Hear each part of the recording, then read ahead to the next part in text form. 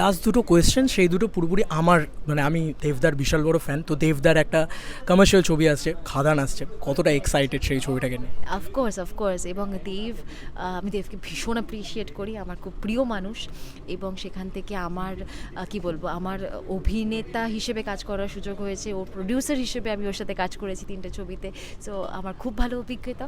এবং আমি এটা বারবারই বলেছি যে প্রডিউসার দেবের থেকে অনেকটা এক্সপেকটেশন থাকে, প্রত্যেকবার অন্যরকম কাজ নিয়ে এসছে। এবং দর্শকেও সেখান থেকে, একটু আগেই যে তুমি প্রশ্ন করছিলে, ভালো কাজ থাকলে কিন্তু তারা অ্যাপ্রিসিয়েট করেন।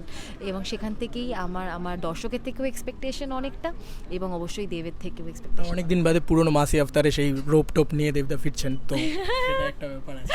একদম I can understand your thriller কি, মানে সেটাই আমি শিওর যে না, আমি কিন্তু তোমার চিরদিনের বিশাল বড় ফ্যান, মানে সেই ধরনের ছবি। এবং সেই সময় আমি সেখান থেকেই বলবো যে দেবের কাছে আমি ভীষণ গ্রেটফুল আর কি।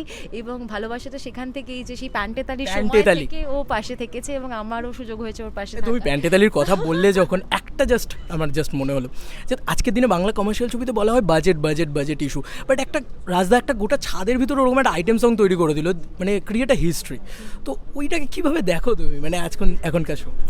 আই নো, কী বলতো, সেটাই হচ্ছে দারুণ ব্যাপার। সেই কারণেই আমি বারবার বলি যে আমি নতুনদের সাথে কাজ করতে এনজয় করি, তার কারণ তারা কিন্তু প্রত্যেকবার একটা নতুন ভিশন নিয়ে আসে। রাজদাও কিন্তু প্রথম ছবি ছিল, সেই সময় যেভাবে আমাদেরকে প্রেজেন্ট করেছে দর্শকের কাছে, আই থিঙ্ক সেটাই এখনও অবধি কোথাও গিয়ে চলছে। আমাদের এই পরিচিতি তৈরি কিন্তু সেখান থেকেই।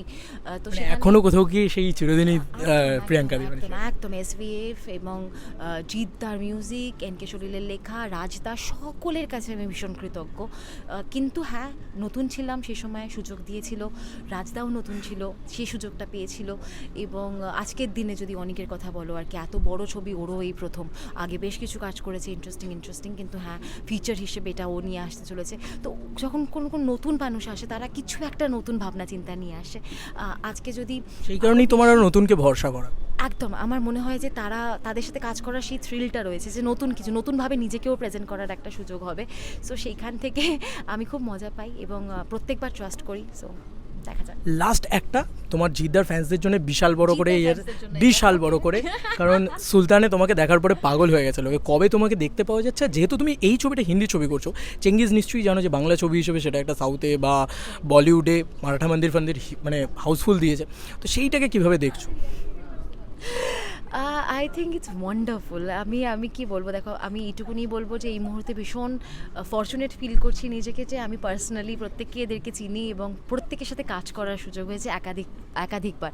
জিদ্দার সাথেও যেমন আমি রয়্যাল বেঙ্গল টাইগার করেছি, এবং পরবর্তীকালে সুলতান করেছি। আমি ভীষণ অ্যাপ্রিসিয়েট করি এবং খুব স্নেহ করে, খুব ভালোবাসে আমাকে। সেটা আমার ডেফিনেটলি একটা বড় পাওনা। সো সেখান থেকে আমি অন্যরকম অ্যাপ্রিসিয়েশন এবং রেসপেক্ট রয়েছে জিদ্দার জন্য, এবং জিদ্দার প্রত্যেকটা আগামী ছবির জন্য অনেক অনেক ভালোবাসা এবং অনেক শুভেচ্ছা। Thank you so much Priyanka দি, থ্যাংক ইউ সো